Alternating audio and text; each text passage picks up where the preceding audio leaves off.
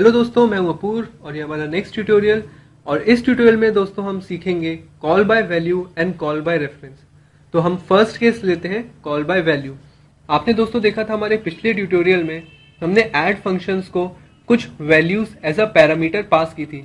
जब हम किसी फंक्शन को कुछ वैल्यूज भेजते हैं तो ये जो 2 और 3 वैल्यूज हैं ये पैरामीटर कहलाते हैं।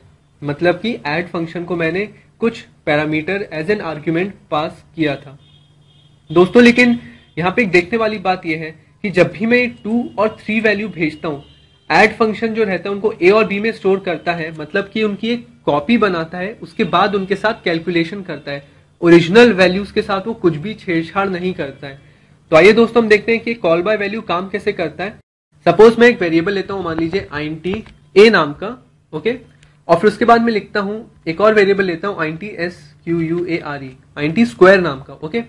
उसके बाद मैं लिखता हूं स्क्वायर इज इक्वल टू, मैं ऐड फंक्शन को कॉल करता हूं और उसको एक ही वैल्यू भेजता हूं, इस बार मान लीजिए एज एन आर्ग्यूमेंट ए। और यहां से भी मैं हटा देता हूं क्योंकि मैं सिर्फ इस बार फंक्शन को एक ही वैल्यू भेजने वाला हूं। तो डिक्लेरेशन में भी ये डिफाइंड होना चाहिए कि ऐड एक ऐसा फंक्शन है जो सिर्फ एक वैल्यू एक्सेप्ट कर रहा है। और यहां पे भी मैं int b की जरूरत नहीं है तो उसको हटा देता हूं। और रिटर्न में मैं लिख देता हूं a इंटू ए, मतलब कि a का स्क्वायर। तो मैं लिख देता हूं a into A, that is a का स्क्वायर। तो दोस्तों इस बार आप देखने वाली बात ये रहेगी कि मेरा जो a नाम का वेरिएबल है मैंने उसको ऐड फंक्शन में पास किया है एज अ पैरामीटर।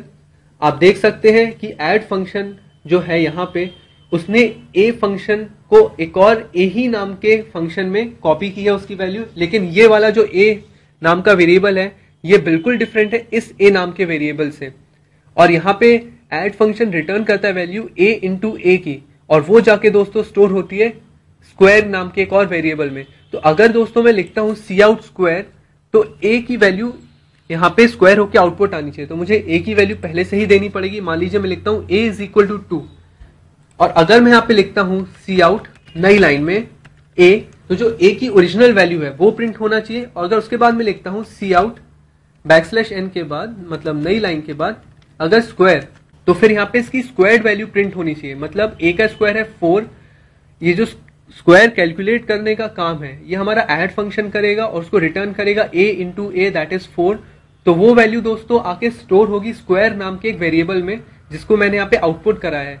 तो दोस्तों अगर a की वैल्यू जब मैंने उसको यहाँ पे पास की थी ऐड फंक्शन को, कॉल बाय वैल्यू में ये होता है बाय डिफॉल्ट। अगर मैं ऐसा लिखता हूं तो ये कॉल बाय वैल्यू का केस है। इसमें ये जो a है इसकी ओरिजिनल वैल्यू यहाँ पे a into A, that is 2 into 2 4। अगर मैं यहाँ पे आउटपुट करूंगा तो यहाँ पे 4 आउटपुट नहीं आएगा क्योंकि a की जो वैल्यू है उसकी ये जो ऐड फंक्शन है एक कॉपी बनाता है, मतलब कि वैल्यू चेंज नहीं होती है। भले ही नाम सेम है दोनों का, लेकिन कॉपी बनती है, उसकी एक कॉपी होती है। ऐड नाम के एक फंक्शन अपना एक और वेरिएबल बनाता है, उसकी कॉपी करता है। इसको मैं कहता हूं एक्चुअल पैरामीटर और इसको मैं कहता हूं फॉर्मल पैरामीटर। मतलब एक्चुअल पैरामीटर या फिर जो वेरिएबल है ये फॉर्मल पैरामीटर में इसकी एक कॉपी बनती है, इसकी ओरिजिनल वैल्यू के साथ छेड़छाड़ नहीं होता है। तो भले ही मैंने यहाँ पे a इंटू ए किया है लेकिन a की असली वैल्यू जो है वो चेंज नहीं होगी। ये जो a इंटू ए की वैल्यू है ये स्क्वायर नाम के एक वेरिएबल में जाके स्टोर होगी और उसका हमको आउटपुट मिलेगा। चलिए हम इसको एग्जीक्यूट करके देखते हैं। आप देख सकते हैं आउटपुट आया है 2 और 4। आप देख सकते हैं मैंने जब ऐड फंक्शन को कॉल किया था तब मैंने जो एक्चुअल पैरामीटर था a उसकी वैल्यू थी 2।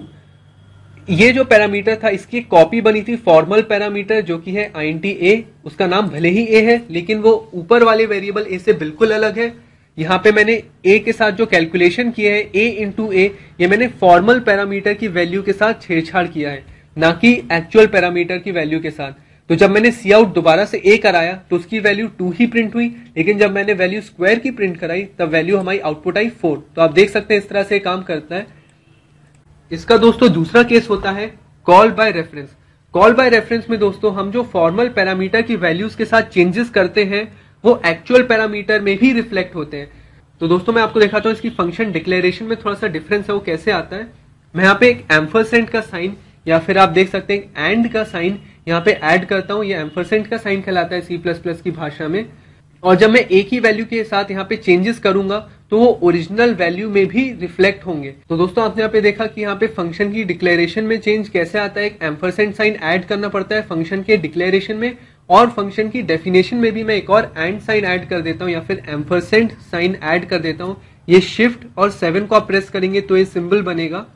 तो इसमें दोस्तों ये होगा कि जो ऐड के साथ जो मैंने यहाँ पे एक्चुअल पैरामीटर पास किया है उसकी कॉपी जरूर बनेगी एक फॉर्मल पैरामीटर में, लेकिन इस बार मैं जो भी चेंजेस करूंगा अपने फॉर्मल पैरामीटर के साथ वो एक्चुअल पैरामीटर में भी रिफ्लेक्ट होंगे। मान लीजिए मैं लिखता हूं a is equal to a+1, मतलब कि a की वैल्यू अभी मैंने फिलहाल पास की थी तब वो 2 थी। यहां पे उसने इसकी एक कॉपी बनाई, फिर यहां पे उसने उसके साथ चेंजेस किए कि a is equal to a+1, मतलब a की जो वैल्यू है वो 1 से इंक्रीमेंट कर दो 3। तो हमारे फॉर्मल पैरामीटर की वैल्यू तो फिलहाल हो जाती है 3, लेकिन एक्चुअल पैरामीटर जो कि फिलहाल यहाँ पे 2 था उसकी वैल्यू भी 3 हो जाएगी। तो दोस्तों कॉल बाय रेफरेंस में यही होता है कि जो चेंजेस हम फॉर्मल पैरामीटर के साथ करते हैं वो एक्चुअल पैरामीटर में भी रिफ्लेक्ट होते हैं। इसको दोस्तों हम एग्जीक्यूट करके देखते हैं।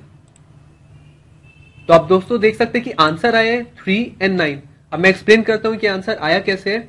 सबसे पहले मैंने ऐड फंक्शन को कॉल किया, उसको मैंने एक एक्चुअल पैरामीटर पास किया a जिसकी वैल्यू थी 2। जब ऐड फंक्शन कॉल हुआ उसने एक्चुअल पैरामीटर की कॉपी बनाई एक और फॉर्मल पैरामीटर में जिसका नाम भी a है, तो फॉर्मल पैरामीटर की वैल्यू भी हो जाती है 2। लेकिन फिर मैंने फॉर्मल पैरामीटर जिसका नाम a था उसके साथ मैंने कुछ चेंजेस किए, मैंने उसकी वैल्यू 1 से इंक्रीमेंट की 3। तो यहां पे जो मैंने चेंजेस किए वो चेंजेस असली जो मेरा एक्चुअल पैरामीटर था मेन फंक्शन में उसके साथ भी रिफ्लेक्ट हुए, क्योंकि मैंने जब सी आउट a किया है तो उसकी वैल्यू 2 की जगह 3 प्रिंट हुई है, और जो स्क्वायर भी कैलकुलेट हुआ है क्योंकि मैंने यहाँ पे a की वैल्यू 1 से बढ़ा दी थी 3 कर दी थी, तो 3 × 3 इज 9, तो 9 प्रिंट हुआ है।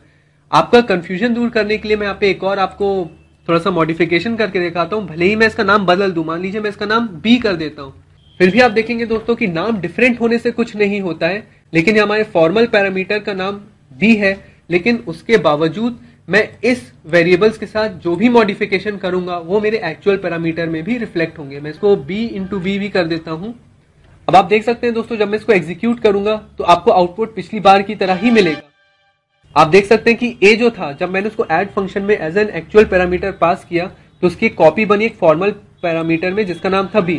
आप देख सकते हैं यहाँ पे जो मैंने मॉडिफिकेशंस किए वो b की वैल्यू के साथ किए, लेकिन b की वैल्यू के साथ मैं जो भी चेंजेस करूंगा वो ओरिजिनल पैरामीटर जो था मेरा एक्चुअल पैरामीटर इस वेरिएबल के साथ भी वो रिफ्लेक्ट होंगे। इसलिए जब मुझे यहाँ पे सी आउट a कराता हूं तो मुझे वैल्यू 3 मिलती है ना कि 2, क्योंकि मैंने b की वैल्यू को 1 से ऐड किया था तो a की वैल्यू में भी सेम वो चेंज आया, और स्क्वायर की वैल्यू 3 × 3 इज 9 वो यहाँ पे रिफ्लेक्ट हुई है। तो होप दोस्तों आपको कॉल बाय वैल्यू और कॉल बाय रेफरेंस में डिफरेंस समझ में आया होगा। जुड़े रहिए मेरे ट्यूटोरियल से। Thanks a lot.